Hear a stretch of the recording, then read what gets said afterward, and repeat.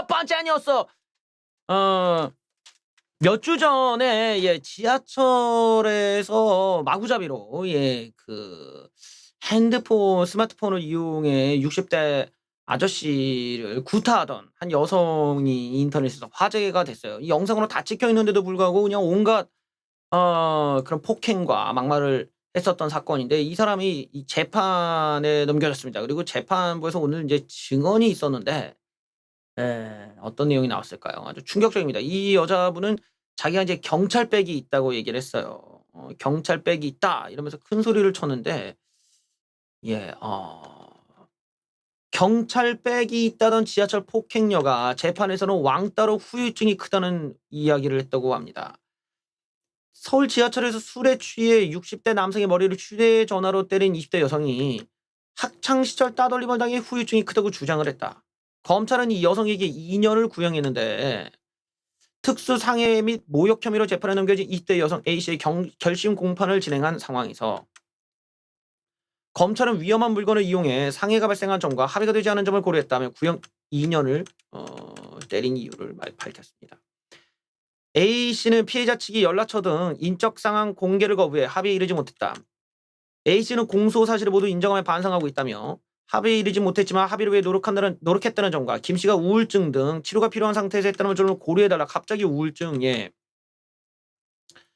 그래요. 최후 변론에서 A씨는 울음을 터뜨리며 과거에 왕따를 당했다고 호소했다.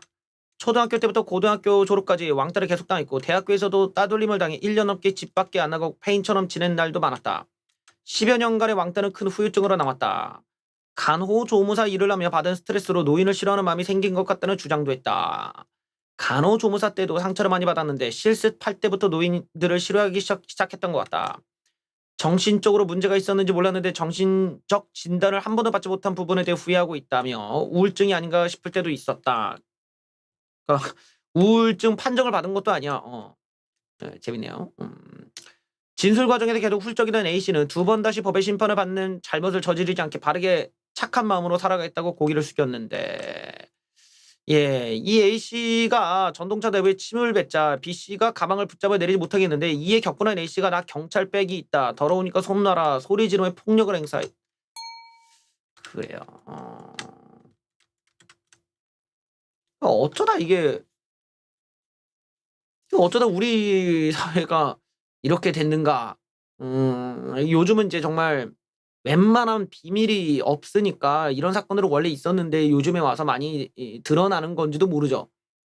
예전에도 이런 사건들이 있었을지 모르지만, 그전에는 이제 카메라 기술이나 이런 게 발달이 안 돼서 잘 안 찍혔다가, 이번에 이렇게 찍히면, 요즘에는 이제 워낙 기술이 좋으니까 여기저기 다 찍히는 거야. 근데 왜 본인이 왕따를 당했다라는 뭐 그런 자기의 아픈 경험을 자기의 폭행 사건에 갖고 왔을까? 자기가 폭행을 한 게 자기를 왕따시킨 사람들 때문이라는 거야? 아니면은 뭐 왕따를 당한 상처가 있기 때문에 누군가에 대한 폭력이 좀 정상 참작을 해줄 수 있는 사안 아니냐, 뭐 이런 건지 모르겠는데, 왕따라는 건 사회적 문제죠. 근데 문제인데 그 왕따에게 그렇다고 누군가를 때릴 수 있는 뭐 이런 특혜나 뭐 그런 허용이 되는 게 아니잖아.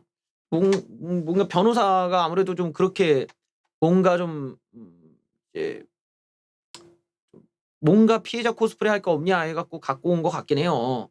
근데 저 경우 저렇게 누군가를 때리는 폭력적 성향에 있는 사람이 왕따를 당했다면은 난 쪼끔 갸우뚱한 면이 있어. 왜냐면 저렇게 사람을 잘 때리는 정도면 오히려 왕따가 아니라 일진이 됐을지 않았을까?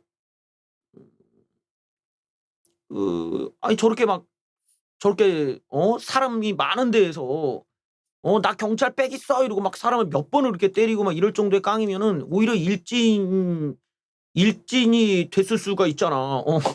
왕따가 어떻게 저렇게 해. 왕따가 아무리 10년 왕따면은 오히려 더 위축돼 가지고 무서워 가지고 침 뱉을 생각도 못 하지. 근데 오히려 침 딱 뱉고 "샤." 이렇게 한다라는 거는 오히려 왕따를 당했다라는 느낌보다는 학창 시절에 오히려 이게 너무 이렇게 세 가지고 어 그랬던 거 아니냐, 이런 오해를 받을 수가 있을 상황이에요. 뭔가 사건과 이 여성분의 변호가 나는 조금 매치가 안 되는 것 같아.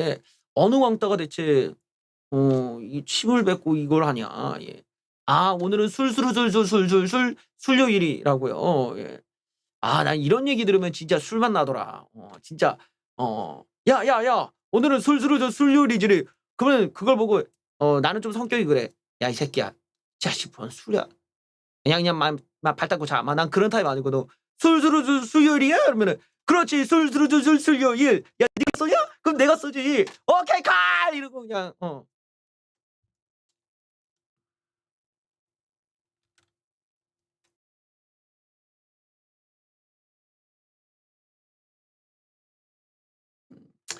자, 이제 여러분들 미래의 기술들이 발전을 해서 우리 생활을 바꾸는 것들이 되게 많아요. 이 스마트폰 같은 경우 방금 우리가 이제 카메라로 이렇게 현장에서 바로 찍어서 그걸 바로 인터넷에 올려갖고 수많은 사람들이 볼 수 있고 그게 또 법적인 증거가 되기도 하고 이런 세상은 예전에는 정말 꿈도 못 꾸던 거야. 나도 이제 지금 그 재판을 진행하고 있지만 그 재판에 이제 증거들을 내잖아요. 그러면은 기록들이 다 남아 있어. 카메라로 다 찍혀 있고 그게 남아 있으니까 이거 뭐 빼박캔트야. 이거 법원에서도 그냥 그거 한 방이면 끝나. 그 내가 이제 막 정리해서 이제 그 변호사 측에 보내면 변호사가 다 필요 없대. 그냥 영상만 내도 끝이야 그냥. 그 정도야. 그러니까 이게 이 세상이 그만큼 기술이 발전하면서 어떻게 보면은 이 중간 과정들이 굉장히 좀 짧아지고 더 빨라지고 그리고 더 확실해지는 명확해지는 이런 장점도 있는 것 같아요. 그래서 이런 장점들을 우리가 좀 표현하자면은 일종의 특이점이 오고 있는 거지. 그 특이점의 이 영역들이 이제 점점 우리에게 발견이 됩니다. AI 기술이 바로 그런 건데 여러분들은 이 코딩이라는 걸 할 줄 아시나요? 저는 코딩 공부를 예전에 했었거든요. 그 삼성 SDS 제가 또 졸업생입니다. 예. 삼성 SDS에서 이 프로그래머 과정이 있어요. 2개월 초기 2개월 나머지 이제 4개월이 심화 해 갖고 6개월을 스파르타식 교육을 합니다. 아침 7시 8시 인가 부터 나와서 밤 막 11시에 끝나고 막 이랬어. 예. 그래갖고 막 하루 종일 코딩만 하는 거야. 그리고 거기 졸업하면 이제 그중에서 우수한 학생들이 인제 삼성으로 들어가고 뭐 나머지는 이제 그게 하나의 스펙이 되는 거지. 그래서 어디 회사 같은 거 들어갈 때 막 그런 거 쓰고 막 이랬었는데 비싸요. 학원비도 비싸고 그 면접 봐서 들어가 막 이래 아무나 못 들어가. 근데 나름 힙합 빠져 있고 당당하게 합격하고 야호 합격해 갖고 막 막 배웠는데 한 일주일만 지나면 '내가 여기 왜 있지?' 막 이런 생각을 해. 미쳐 버려. 예. 이 루프 이해하는 데만 한참 걸려. 이 뭐야 이게 대체. 루프라는 개념을 이해 못 하겠더라고. 예. 하여튼 좌우당간 막 그렇게 했었는데 이 코딩이라는 것이 결국에는 지금 우리가 보고 인터넷이나 이 디지털 세상의 모든 것들을 다 이 코딩으로 만드는 거죠. 우리는 이 어떤 인간이 보기 편한 어떤 이런 화면으로 인지를 하지만 이 안에는 다 어떤 코딩이 들어가 있는 거야. 그래서 이 코딩의 명령어에 따라서 이 모든 것들이 표현이 되는데 웃기게도 내가 이제 코딩 공부를 해 보면 이게 굉장히 비슷하면서도 좀 종류가 달라요. 뭐 C 언어라든가 JSP라든가 뭐 XML이라든가 등등등 막 이렇게 코드 이름들이 다른데 여기에 따라서 약간 달라. 그러니까 뭐 인터넷 화면인데 내 컴퓨터에 하드를 뽑아갈 거냐 아니면 상대방의 하드에서 뽑아올 거냐 뭐 이런 여러 가지 이걸 배우는 거야 계속. 그러면서 어떤 그 시대에 맞는 프로그램들을 새롭게 만들 수가 있는 거지. 근데 막 그렇게 돌아가다 보니까 이제는 정말 놀라운 게 뭐냐. 그러니까 이 코딩으로 된 프로그램이 코딩을 하는 거야. 대단한 세상이 왔습니다. 야, 난 이런 세상이 올 줄은 몰랐네. 2시간 걸리던 코딩이 이제 2분 만에 끝납니다. AI가 코딩까지 해 줘요. 여러분들은 그냥 그림만 그리면 돼 이렇게. 그럼 알아서 코딩이 돼. 이제 어플도 여러분들이 '난 이런 버튼이 있는 거면 좋겠어.' 하면 어플까지 만들어 줘요. MS에서 자연어로 된 명령어로 코딩해 주는 코덱스라는 프로그램이 나왔습니다. 대단합니다. 인공지능 기반 소프트웨어 개발 도구를 통해 사람이 대화할 때 쓰는 자연 언어로 컴퓨터가 이해할 수 있는 프로그램 언어로 즉시 바꿀 수 있게 되었다. 그러니까 이건 뭐 영어 번역기처럼 컴퓨터 언어를 바꿔주는 거야. 이 코딩으로 프로그램 언어로 12개 이상 아무래도 뭐 C 언어라든가 뭐 C++, JSP 뭐 이런 언어들을 말하는 거겠죠? 예. 대단합니다. 요런 식의 이제 언어들이 이런 이제 코딩일 텐데 이를 통해 개발자는 2시간 걸리던 작업을 2분 만에 완료할 수 있게 되었다. 여기를 보면은 또 재밌는 게 있어요. 쭉 내려보시면은 바로 요렇게 지금 여러분들이 노트 안에 여기 보면 그 사진을 찍어 이렇게 여러분들이 노트를 해갖고 이게 버튼 형식 어떤 이런 그 뭐라고 하냐 이런 걸 보면 예전에 디자인할 때 코딩 배울 때 이런 걸 프레임을 나눠야 되거든요. 여기 프레임 하나, 여기 프레임 하나 이렇게 해갖고 3개의 프레임을 만든 다음에 위 프레임은 몇 센치까지, 밑 프레임은 몇 센치 해갖고 뭐 이렇게 나눠서 다 설명을 써놔야 돼. 그래갖고 이 프레임 명령어를 써갖고 이렇게 하기도 하고 막 그러거든. 근데 이제는 그냥 사진을 그려 여러분들이 그래서 찍어 그러면 알아서 이걸 만든다는 거야. 요걸 요대로 해갖고 그대로 이게 프로그램을 만드는 거야. 손 그림을 카메라로 찍어 업로드하면 앱을 만들어주는 파워 앱스 익스프레스 디자인이라는 기능까지. 야, 이 기능은 AI 모델을 어떤 AI 모델을 활용해서 그림, 이미지, PDF 등등 파일을 소프트웨어 어플리케이션으로 바꿔준다. 이 기능은 이미지를 인식하고 구성을 매핑해준다. 버튼, 그룹, 텍스트 박스가 뭔지 이해하고 그림에 기반해 자동으로 어플리케이션을 생성한다. 대박.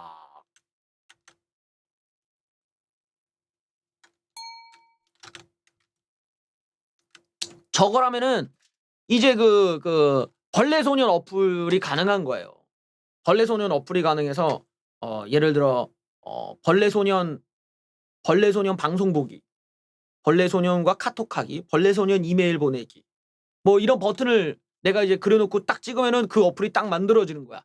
그럼 여러분들이 이제 그거를 가지고 무료로 다운받아. 그 다음에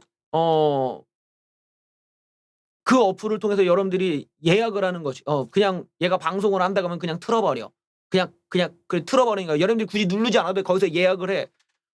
그냥 예약하시겠습니까? 예약하면은 내가 방송 틀자마자 알아서 핸드폰이 틀어져 버려. 안녕하세요, 비비로 이러고 나오는 거야. 대박. 그다음에 심심할 때 이제 저한테 뭐 카톡하게 해가지고 뭐 질문 있습니다. 난 대꾸가 없지. 질문 있다고요. 대꾸가 없어. 그래도 막 질문을 혼자 해 막. 있잖아. 벌레야. 너 이거 먹어봤냐? 포카칩 맛있지 않냐? 막 개소리를 써. 대꾸가 없어. 뭐 그런 재미들. 또 이메일을 보내. 대꾸가 없어. 그래도 또 보내. 뭐 이런 재미들. 알고 보면 다 이제 스팸함이라든지 휴지통에 가 있는 뭐 이런 재미들이죠. 뭐 그런 거 기능들. 예. 그 다음에는 이제 뭐 여러분들이 이제 방송을 보면서 그 올라온 영상을 가지고 녹화 방송을 보면서 여러분들이 또 녹화 방송을 가지고 또 재미있게 뭐 어떤 쇼츠 영상도 만들어서 보내보고 뭐 이런 여러 가지 예. 이런 것도 좋겠죠. 야, 이 대단한 세상이 이제 오고 있습니다. 이제 특이점이 온다라는 점에서 다양한 그런 이제 신진 전혀 코딩을 몰라도 다양한 이런 신선한 시도들이 있을 것 같아. 왜냐면 사실 음악 쪽도 그렇잖아요. 뭐 작곡가 중에서 나는 악보 볼 줄 몰라요 이런 사람 많거든. 악보를 잘 모르는데도 노래 잘 만드는 사람 많아. 그런 것처럼 꼭 그렇게 깊이 있게 몰라도 되는 거야. 어떻게 보면 디지털 기술이라는 게 사람들을 그렇게 만들어준 거지. 아주 엄청난 지식이 아니더라도 일반 사람들과 충분히 공감할 만한 그런 상업적인 결과물을 만들어낼 수 있는 이런 시대가 결국 디지털 기술을 통해서 만들어지는 거겠죠. 이제 우리나라 물가 얘기 좀 해야겠네. 한국의 스태그플레이션 시작됐다. 이미 예, 한국 지금 상황이 심각하다는 얘기예요.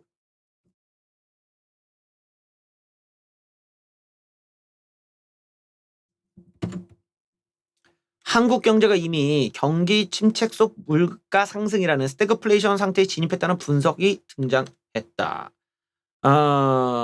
노동시장 경직성 등이 스태그플레이션 상황을 악화시킬 수 있어서 노동시장 유연화가 필요하다는 지적까지 나오는데 한국은 전형적인 공급 비용 상승의 충격이 유발하는 스태그플레이션이 발생했다. 이거 문재인 때문이죠. 이거. 에너지 공급 가격 상승이 비용 충격으로 이어졌는데 여기서 이 노동에 대한 인건비 같은 것들이 오르니까 더 충격이 크다는 겁니다. 네, 특히 노동시장의 경직성, 금리 인상 등의 긴 축적 정책, 추가 경정 예상들을 비롯한 재정 지출 확대니까 화폐 가치는 떨어지는데 안 그래도 죽을 상황에서 이 노동 시장이 경직돼서 문제가 크다. 예, 스태그플레이션의 악화를 막으려면 노동시장의 경직성을 완화하고 세제 지원 등을 해야 된다.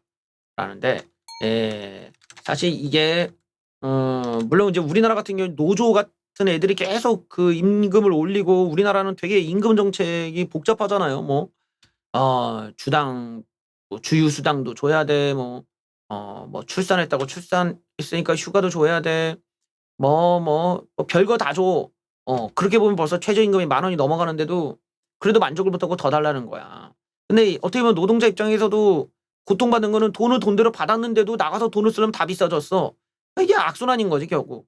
이런 상황에서는 이제 우리가 머리는 이해는 하지. 머리로는 좀 임금을 갖다가 쪼끔 조절을 하고 뭐 세제 혜택도 주고 이러면 좋은데 이 정부 입장에서는 무섭지. 이게 괜히 이러다 불을 더 질러 버리는 거 아니야 이러고. 왜냐면 그건 속도가 굉장히 느린 방식이니까요. 그러니까 강한 속도로 빨리 내는 뭐보다 그냥 충격적인 금리 인상밖에는 없어. 이건 뭐 방법이 없어. 그래서 '금리 인상으로 빨리 시장의 심리를 돌려놔야 된다.' 이런 조급증이 이제 점점점 올라올 소지가 있죠. 이 계속 점점 이런 스태그플레이션이나 이 물가 인상에 대한 시그널이 올라온다라는 거는 올해 중후반 때는 상당히 그 금리 인상에 대한 어떤 긴장감이 더 올라올 수밖에 없는 상황을 예고하고 있는 겁니다. 자, 문재인이 싼 똥이 많죠. 그중에 바로 부동산에 관련된 똥도 쌌습니다. 왜냐? 얘가 되게 웃긴 인간이라니까. 무슨 부동산 문제에 있어서는 전 세계 라는 거야. 전 세계가 다 그렇게 부동산 가격이 오르지 않았냐. 그럼 그딴 소리를 짓거릴 거면 왜 부동산을 팔라고 했냐고. 팔라고는 얘기를 하지 말았어야 될 거 아니야. 이 인간이 언제는 부동산 팔라고 하고 부동산이 이렇게 오르니까 그때는 또 전 세계 핑계를 져요. 지들이 부동산 팔라고 하고 자기네 측근들은 안 팔고 이렇게 버티게 하고. 근데 이 와중에 그런 소리 듣고 부동산을 안 산 2030 세대나 부동산을 팔았던 사람들은 뭐가 됐냐? 그냥 벼락 거지가 된 거지. 이게 문재인 때문이죠. 문재인 믿었다가 벼락 거지가 된 2030 세대들. 이들을 위해서 이제 윤석열 정부에서는 50년 만기까지 지금 대출을 검토하고 있다는데 50년 만기 진짜 어마어마하네. 50년 만기면은 사실은 이제 월 지출액은 조금 낮아질 수 있죠. 그러니까 금리 인상 시기에 보면은 낮아질 수는 있어. 낮아질 수 있고 사실 50년간 갚는다는 개념은 아니지. 저런 경우는 이제 중간에 뭐 부동산이 좀 오르고 이제 매입 차익이 좀 있고 했을 때 부동산을 매도하면 어차피 저 대출은 사라지는 거니까 50년 만기라는 거는 사실상 월 부담을 줄여주는 쪽으로 지금 이런 계획을 했다라고 봐야겠죠. 정부가 청년 및 신혼 부부를 위해 최대 50년 만기 초장기 모기지론 도입을 추진한다. 이건 뭐 나쁘진 않아요. 그래서 예, 현행은 10년, 15년, 30년, 40년인데 40년은 청년 신혼부부 대상이지만 이제 한 번 더 늘리겠다는 50년까지. 나쁘지 않네요. 그래요. 역시 이런 거는 역시 뭐 이게 우파 정부가 잘하네. 예, 이게 늘면은 좀 월 부담이 적어요. 그리고 아마 저렇게 장기에는 고정금리로 좀 밀지 않을까 싶은데 고정금리라면 50년 만기 괜찮지. 왜냐면은 내가 지금 부동산을 사서 50년 뒤면은 거의 못해도 2배는 오를 가능성이 있거든. 그러니까 저런 거라면은 아무래도 좀 선택에 고민할 필요가 없죠. 저 대출이 나오는 대상자들은 부동산을 살까요 말까요 고민할 필요가 없어. 어떤 고민할 필요 그냥 무조건 사야 돼. 저거 받을 수 있으면 빨리 받아 갖고 사는 게 좋습니다. 50년 뒤에 내 부동산 가격은 지금보다 훨씬 올라 있을 것이 분명하기 때문이죠. 그리고 그 사이에 이미 뭐 집값이 올라서 저건 갚고도 남겠지만 저런 식의 기회는 흔치가 않지. 예. 하여튼 뭐 재밌는 정책이네요. 여기에 또 이 문재양이 싼 똥이 또 윤석열 대통령한테 넘어갔습니다. 우려했던 일이 벌어졌어요. 이런 천연공노할 일이 있나. 이 경제적으로 어마어마한 타격을 이 다음 정부에 넘긴 문재양 괴뢰 정부의 잘못에 대해서 한번 알아보도록 하겠습니다. 이 강규영 씨가 청와대에 소송을 냈어요. 문재양이 갚아야 될 돈인데 이거를 윤석열 대통령이 내게 생겼습니다. 이게 무슨 말이냐. 작년 9월 문재양을 상대로 해임 처분 취소 소송을 냈던 강규영 씨가 승소했습니다. 이 KBS 이사인데 소송 비용 1,214만 원을 확정받았다. 이 소송 비용은 문재양이 내야 되는 건데 이게 윤석열 대통령이 내야 되는 상황이 오갔다. 무려 1,214만 원을 다음 정부에 넘긴 이런 천연공노할 당장의 문재인이 자기의 통장에 현금을 딱 내야 할 일인데 녀석이 그러질 않아. 아주 민폐야. 민폐. 소송에서 승소한 건 강 교수가 패소자인 문재양에게 소송 비용을 물리기 위해 소송 비용 확정을 신청해 7개월 만에 금액이 결정되었다. 자, 문재양은 일주일 내에 항고를 했어야 되는데 아무 조치 안 했으니까 결국 본인이 인정하고 만 건데, 하지만 문재양의 임기가 끝나면서 문재양에게는 소송 비용을 집행할 수 없게 되었다. 이 비용은 문재양 개인에게 제기된 게 아니어서 국가 예산으로 지급되어야 한다. 문재양이 자기가 책임감이 있으면 지가 내야죠. 지가 책임감이 있으면. 그런 방식인. 이번에는 참 이런 거 보면 이게 우파와 좌파의 또 차이점을 볼 수가 있는 뉴스가 있습니다. 이게 내가 우파 바닥에서 이제 우리가 좀 중요하게 여기는 게 거짓과의 거짓에 대한 저항이에요. 이 거짓말. 이 거짓말이라는 거는 사람이랑 살다 보면 거짓말할 수가 있어. 뭐 예를 들면은 뭐 그런 거 있잖아. 뭐 내가 여러분들한테 이제 뭐 어떤 이야기를 해. 술 먹으면서 뭐 제가 예전에 뭐 여자한테 헌팅을 했는데 많이 까였다. 이런 거 거짓말이죠. 하얀 거짓말. 사실은 뭐 말도 걸기 전에 뭐 이미 제 번호 드릴까요? 이러고 벌써 게임은 끝나 있어. 예. 그냥 가서 차에서 내려가지고 저기 안녕하세요 이러면은 저 오늘 시간 벌써 이야기는 그렇게 진행이 돼. 하지만 어떤 극적인 재미를 위해서 하얀 거짓말을 하죠. 예, 어떤 까였다. 뭐 물어봤자 번호 한번 주질 않더라. 뭐 그냥 지나가더라 이러고 내가 그렇게 거짓말을 많이 해왔지. 근데 그런 거는 나를 부각시키기 위함이 아니잖아요. 나를 부각시키고 나의 사익을 위해서 그런 짓을 하는 게 아니라 그냥 분위기를 재밌게 하기 위해서, 즉 사익과 무관하게 어떤 공익적 재미를 위해서다라는 건데, 자기 사익을 위해, 자기 이익을 위해 자기 자신을 거짓말하고 다닌다. 이거는 우리가 타협할 수가 없는 겁니다. 그런 면에서 우리는 하얀 거짓말과 검은 거짓말을 구별할 줄 알아야 된다라는 거예요. 그런데 여기에 어쩜 이것마저 거짓말했는가? 정말 충격적인 일이 아닐 수 없습니다. 조국이 서울대에서 월급을 받는 거는 자기의 사직 요청을 받아주지 않았기 때문이라고 했는데 정작 서울대에서는 사의 표명이 없었다고 합니다. 헐.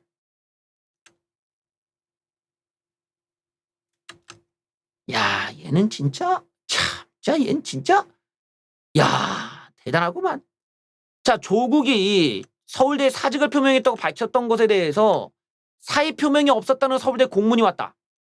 황보승희 의원이 이걸 물어봤는데, 조국이 사직 의사를 밝혔다면 왜 월급을 자꾸 줬냐 했더니만, 서울대에서 조국 교수는 서울대 사직 의사를 표명하지 않았으면 알려드린다는 답변서가. 이야, 정말 대단하구만. 예. 조국은 지난달 27일 날 학교와 학생에게 부담을 주지 않기 위해 서울대 사직 의사를 표명했다고 했는데, 하지만 서울대는 내가 기소됐다는 이유로 사직을 받아주지 않았다 말했다. 그러면서 교수에게 월급의 일부를 주는 게 현행 법규다 라면서 내가 부정한 돈을 받는 게 아니다라고 했지만 정작 서울대에서는 사직 표명을 받지 못했다라고 답변을 했다고 합니다. 대단하네. 대단해. 응? 이거 뭐야, 이거 소나기가 내리네. 소나기. 이거 나 창문 열었는데 큰일 났네. 예. 그래요. 소나기가 내릴 때는 또 막걸리에 또 이 파전이 생각나죠. 김치전에 막걸리 동동주 한 잔에 새빨개진 그녀 얼굴을 보면서 빗소리를 들으며 그러면서 이제 그 낭만에 대하여가 배경으로 나오면서 그리고 우리 주위 우산 없지? 오빠 집에 우산 많은데.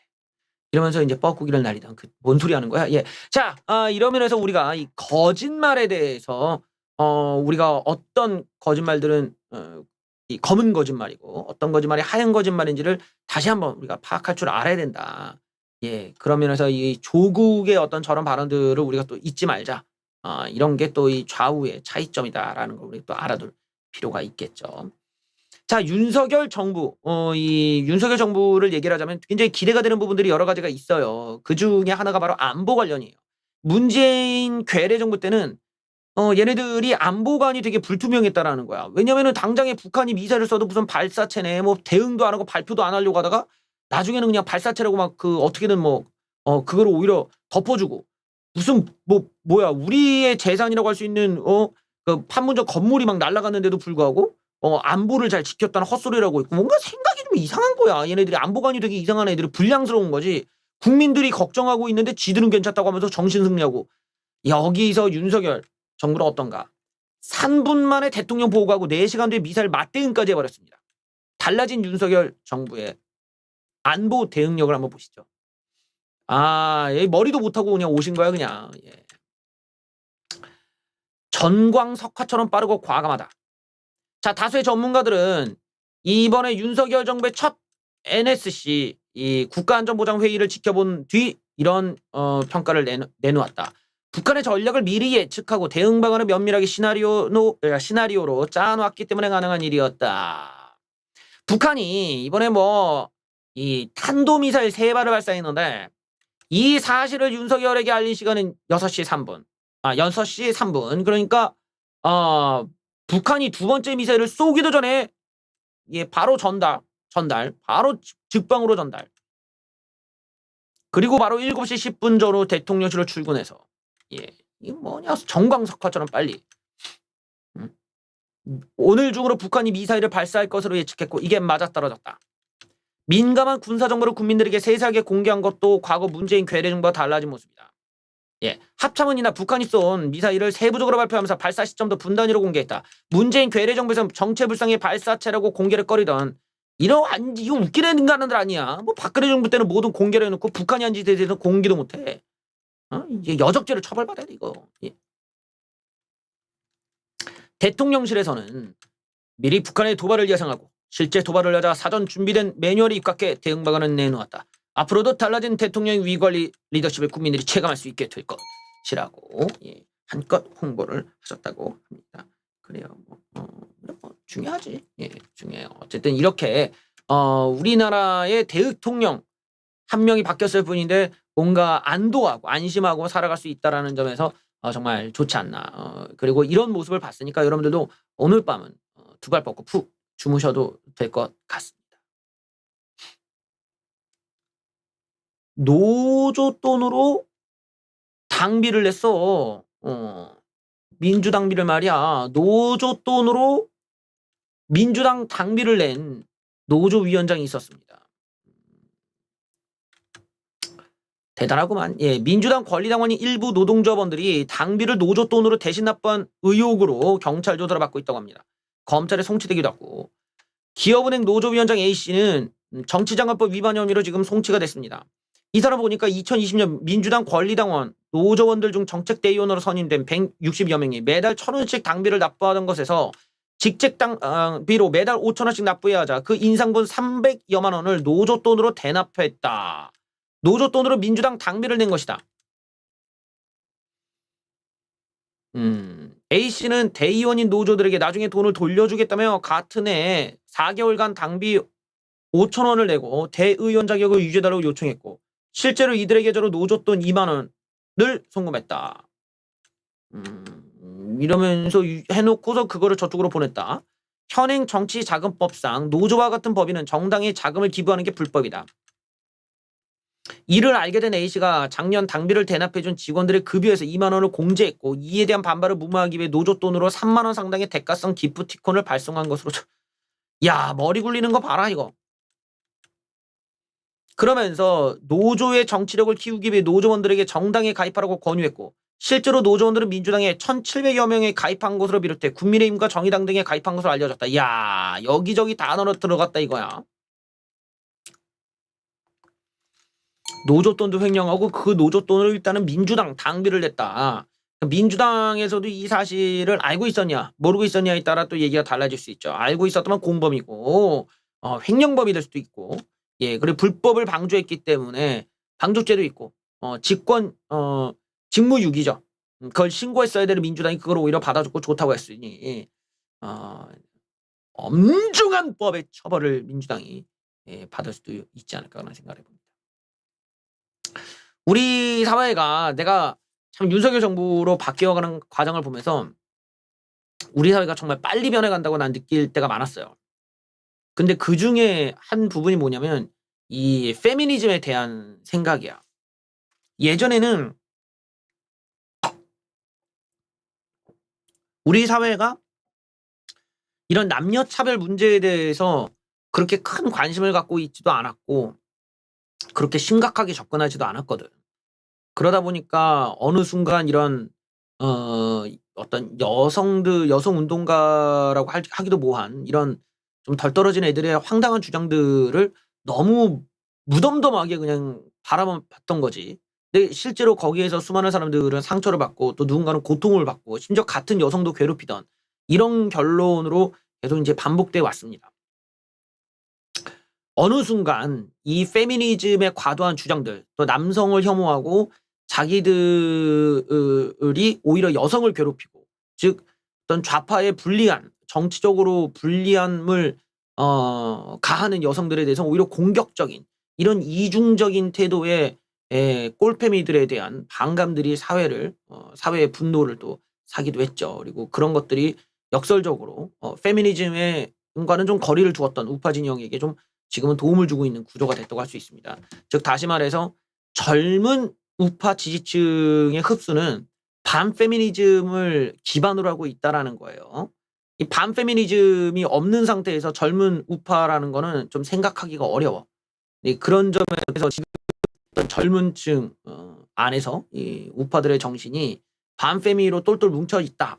아주 뚜렷해졌다. 그리고 그게 점점점 대세화되고 있다라는 걸 알 수 있는 뉴스가 나왔습니다. 이게 뭐냐? 여성학 수업을 들으면 페미니스트가 돼서 관련 강의가 줄어들고 있다는 희소식입니다. 이런 쓸모없는 학문들은 없어져야지. 그래요. 페미니즘은 여성의 남성 비하, 남성 혐오주의. 그렇죠. 이게 압도적으로 많죠. 여성들도 마찬가지인데. 예. 성평등 정책이나 페미니즘은 필요 없다. 예. 예. 전체의 전체 그래도 55%, 4% 정도. 예. 그래도 여기에 대해 동의하지 않는 쪽이 많고, 동의하지 않는다 45%. 남자들은 이런 구조로 나왔네요. 필요 없다.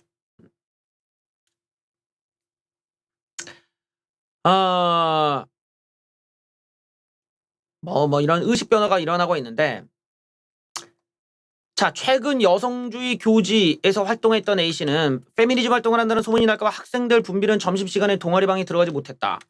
쟤는 페미다라고 소문을 퍼뜨린 전례가 여러 차례 있었기 때문이다. 신상이 털릴까봐 가명으로 활동했는데 페미니스트인 게 부끄러운 게 아니라 페미라는 이유로 욕설을 퍼붓는 주변 학생들이 무섭다. 지들이 이제까지 했던 짓은 생각은 안 하고 이제 와서 또 피해자 코스프레하고 있어요. 하지만 세상이 변했다라는 거죠.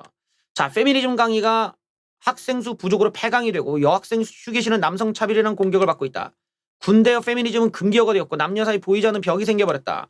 가장 눈에 띄는 건 여성학 강의에 대한 관심 저하다. 그래요.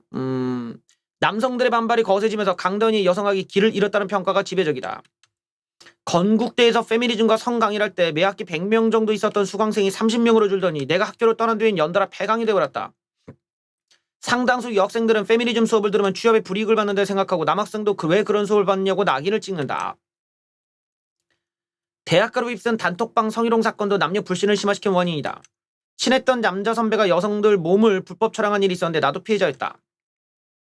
남자들이 휴대전화만 들면 불안해진다라고 얘기를 했는데 남녀 동기들끼리 말도 섞지 않은 일도 있다고 한다. 신입생 시절 한 남학생이 여학생에게 너는 여자치고 손이 크다라고 했다가 학과 전체에 분란으로 번졌다. 여자들은 성차별적 발언 아니냐고 하고 남자들은 별 생각 없이 뱉은 말에 꼬투리 잡는다고 맞서면서 이후로 상대 성별과는 어울리지 말자는 분위기가 생겨버렸다. 여자 동기들은 군대 얘기 꺼내는 걸 조심스러워하고 남자 동기들도 얼평으로 비칠 만한 얘기는 거의 안 한다. 불똥은 여자 휴게실로도 튀었다. 여자 휴게실은 대학의 여성이 소수였던 시절에 설치됐었지만 남녀 성비 비율이 비슷해지면서 남성 차별이라는 꼬리표가 붙기 시작했다. 또 인권위도 성차별 소지가 있다는 얘기도 나오게 됐다. 교수들은 남녀 갈등의 격화가 수업에까지 영향을 준다고 한다.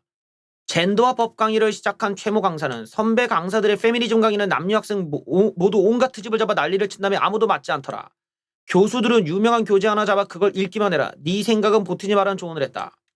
수업 중 여성이란 말만 들어가도 남성들은 왜 소외시키냐고 반발한다. 과거엔 여성이 차별받고 있다고 설명했을 내용을 최근은 유럽에서 아시아인 혐오 범죄가 끊이지 않은 것처럼 우리 사회에도 여성 차별이 남아있지 않겠느냐고 돌려 말한다.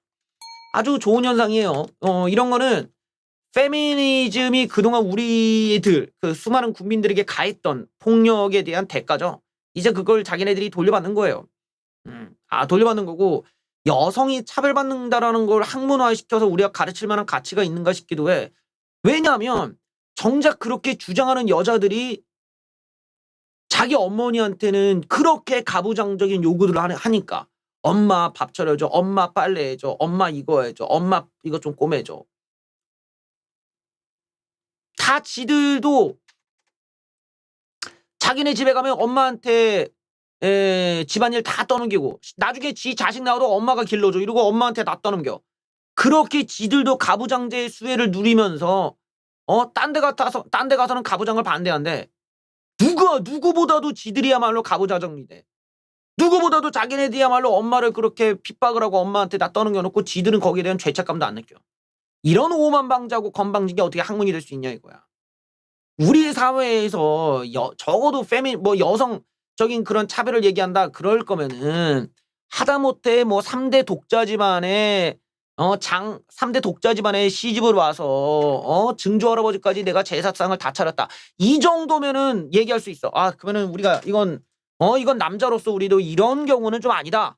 이건 좀 집안에서 문제가 있구만. 이렇게 지적할 수 있지만 지들이 엄마한테 이뻐 엄마한테 그냥 다 그냥 밥 차려줘 엄마 저 빨래 해줘 네 교복도 엄마가 다 빨아주고 네 도시락도 엄마가 싸주고 그냥 네 머리까지 엄마가 다 깎여주고 엄마가 다 해주고 엄마가 그냥 그래놓고 지들이 뭐 언제부터 가부장제는 나 아빠가 문제 오빠가 문제 이러고 앉아있어. 야이씨 그냥 니들이 이제 다 누릴 거 다 누리고 지금이라도 니네 엄마한테 감사하다 가든가 웃기고 앉아있어. 지들이 어디 가르쳐드려 건방지게. 자기네 엄마도 가만히 있는데 자기네 어머니도 가만히 있는데 니들이 뭐 이게 화를 내. 니가 뭔데 니가 받기지 누리기만 한 주제. 니들 어머니가 이건 저한테 이러면은 모르겠는데 니들도 똑같은 가부장제의 수혜를 누려놓고 그런 건 무슨 그런 점에서 이런 모순된 학문도 아니야. 학문?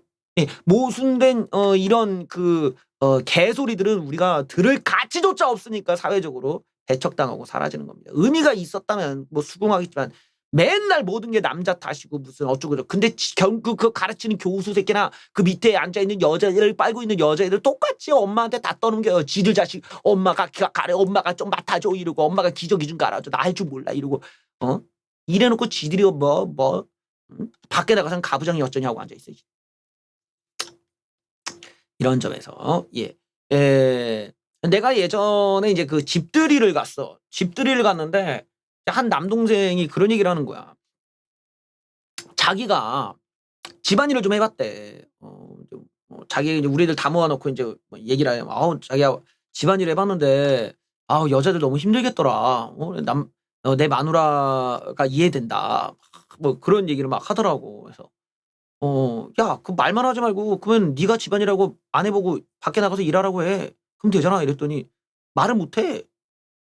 나만 이상한 놈 됐어 그랬고. 야 그러면은 네 마누라가 이렇게 힘든 걸 알았으면은 너희 어머니가 너 키우느라고 힘드신 건 더 잘 알겠네. 어머니한테 전화 좀 했니? 이랬더니 말을 못해. 뭐냐고. 이게 바로 그 어떤 페미적인 접근법의 문제라는 거야. 이게 한마디로 가식과 위선이라는 거지. 분리가 돼 있어.